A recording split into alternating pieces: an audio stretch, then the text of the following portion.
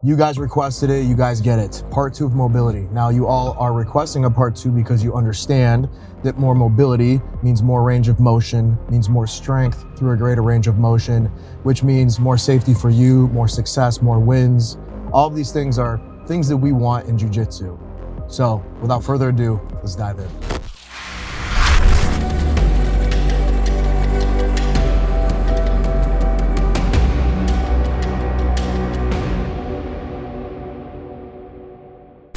Now, before we begin, if you haven't seen part 1, I want you to click the link above and go watch that because this can be used in combination with this video. With that being said, we're diving into our first series of stretches where we are using our belt to help complete the stretch. And we're starting off with some shoulder stretches. Now, we have to remember that the shoulder is a joint that is frequently attacked. So we need to make sure we've got good range of motion in here because this is going to keep you nice and safe. I call this one the shoulder opener. You've probably seen it called many different things, but essentially all I'm doing is spreading my arms out so that they're a little bit wider than shoulder width apart. I am keeping nice, tight tension in my belt, almost applying an outward extension as I round my shoulders back and out. Now you'll feel this in your chest as well. I can feel this stretching my pecs, which actually feels good, but this is also really good for your shoulders. What you want to focus on doing is try not to let your arms bend, right? Try to lock your arms out nice and straight. Don't force it, right? It shouldn't hurt. It can be uncomfortable. Stretching is uncomfortable, but you want to go until you feel just enough, and you'll know. And all we're doing for this and the rest of the stretches is we're holding this for 30 seconds. Ooh. Good. Now next, what we're gonna do is what I like to call a cable pull. I'm gonna flip around and you're gonna see that I'm gonna drape my belt down my back. With my other hand, I'm gonna reach up as high as I can. From here, my top hand will perform a tricep extension. Now I don't wanna overdo it, but I can climb my hand up my back a little bit because it will get stuck on my gi or your shirt. And I'm going to apply just enough pressure till I feel uncomfortable. I feel that stretch. This is stretching the shoulder joint. Obviously, like we discussed in the first one, the shoulder is a targeted joint. And the more range of motion you have with your shoulder, the more likely it is you'll be able to survive Kimura attacks. If you've ever Kimura'd someone who doesn't have good shoulder flexibility, you feel it right away, right? Versus you probably have someone in your gym who's got really flexible shoulders and you try to Kimura them and it goes forever, right? And a lot of times they can get out. So working on your shoulder mobility is huge. I just want to take a quick break to give my sponsors, X Martial, a shout out. Not only does X Martial have the highest quality no-gi gear for adults and kids on the market, they also provide workout equipment and training tools, everything from resistance bands to grip work to abdominal work. You name it, they got it. On top of all that, they also have the X Martial Charity Initiative, where they help bullied or underprivileged people get help with their training fees and free gear. You're not gonna find a higher quality company out there. So if you wanna look as good as me and probably even better, get over to xmartial.com, use my code IRONWILL to save yourself some money and look good while you sharpen your skills. All right, well, I think that covers it. Let's get back to the video. Next up with our belt series is we're gonna hit a hamstring stretch. So I'm gonna lay flat on my back. I am going to loop my belt around the ball of my foot. Not over the heel, but over the ball. The spot right under where your toes attach to your foot. And depending on your flexibility, you may have to start with your leg down lower like this, but as you progress, you can work your leg up.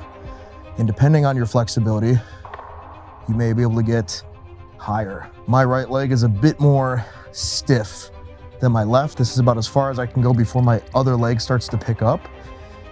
What you can do is plant your foot and give you a little more range of motion. And that's a deep hamstring stretch. Now, I'll show you. My left leg is a bit more flexible. And that's okay. That's pretty normal to have a side that's a little more flexible than the other.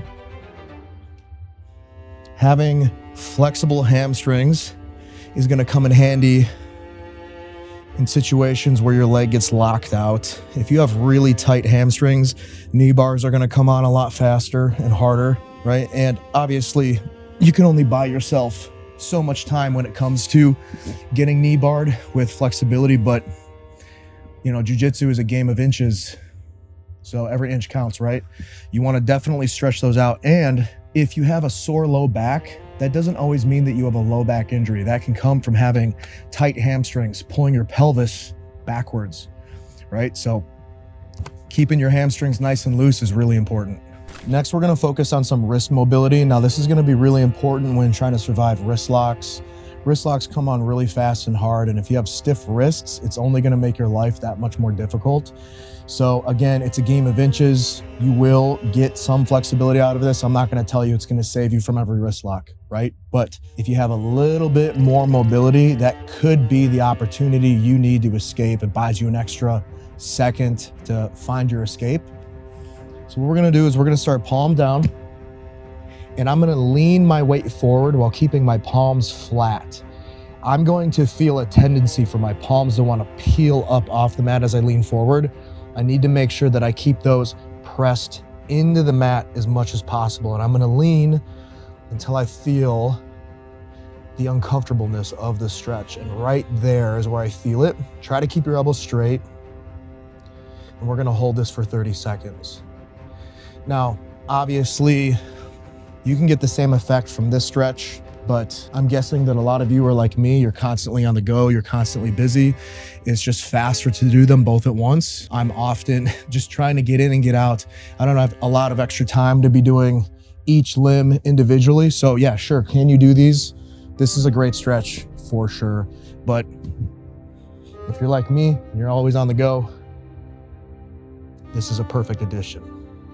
Now we want to be able to do the other side. So what I'm going to do is I'm going to start leaning forward. I'm going to put the tops of my hands on the mat. From here, I'm going to slowly lean my weight back while keeping my elbows as straight as possible.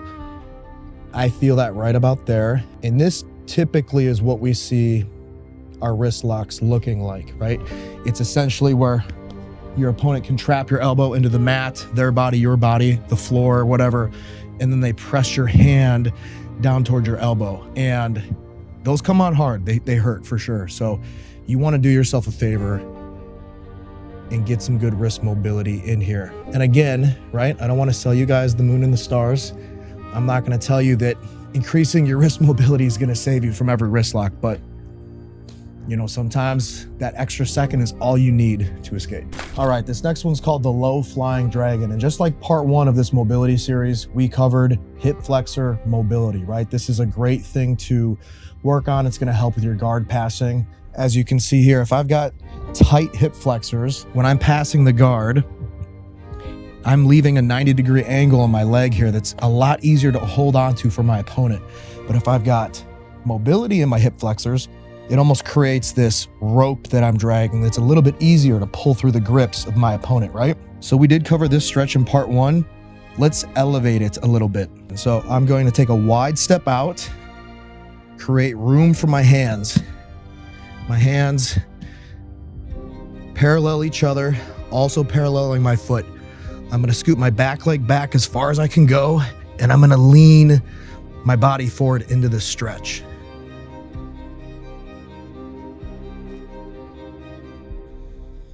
And I'm gonna flip it so you guys can see both sides. I come wide, walk my foot out a little bit, almost like a push-up position, walk this leg back. I can leave my knee on the mat, and I drop into this.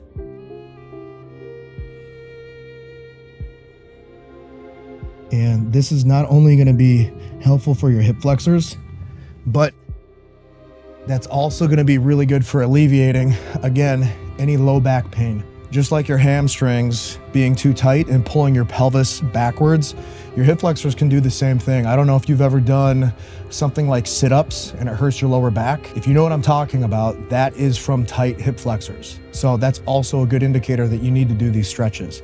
Your tight hip flexors can pull on your pelvis, causing low back issues. So I know a lot of us think I might have blown a disc, I might have pulled a muscle in my back. These things can happen, and I'm not a doctor. This is not medical advice, but for the purpose of this video, tight hamstrings, tight hip flexors can and will cause low back pain. So if you're experiencing that, this is a good one for you to work on. Lastly, we have the low lunge pose. Now we need the wall for this one, and this is probably going to be the most difficult of the entire series, both part 1 and 2.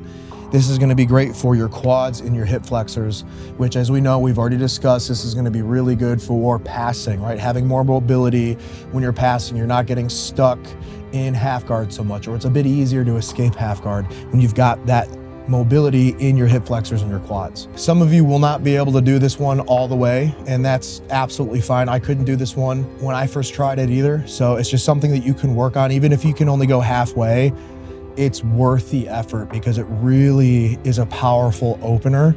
And out of all of these, it's the most difficult for a reason, right? It does bring the best, in my opinion, the best results. So what we're gonna do is we're gonna back ourselves up against the wall. You notice that I'm going knee down. Now from here, I walk my right leg out and I can feel my knee trying to leave the wall a little bit. So I wanna push that back in. From here, I lean up, and that stretch is intense. Slowly but surely. And you're gonna hold that one for 30 seconds. Now, again, that's a deep stretch, but once you get better at it, you know, it's really worth the effort in making it work. So for some of you, you're gonna have a hard time even getting to here. If you can get to here, this would be probably level 1. And then from here, what you can do is focus on closing the gap a little bit. Maybe get your other hand to your arm and use this to start to push yourself up. What's important is that you don't force it. I know a lot of you are really competitive in nature and you're gonna wanna really power through this. Trust me, you don't wanna injure yourself, right? So be careful with it, but you know, have fun with it as well, because it is definitely worth the effort. And that is mobility part 2. If you guys have any other stretches that you like to do that I didn't cover, drop them in the comments. I always like to say I'm not the only teacher here, and I appreciate your guys' knowledge. With that, you know how we like to end them. Sometimes backwards, always forwards. I'll see you in the next one.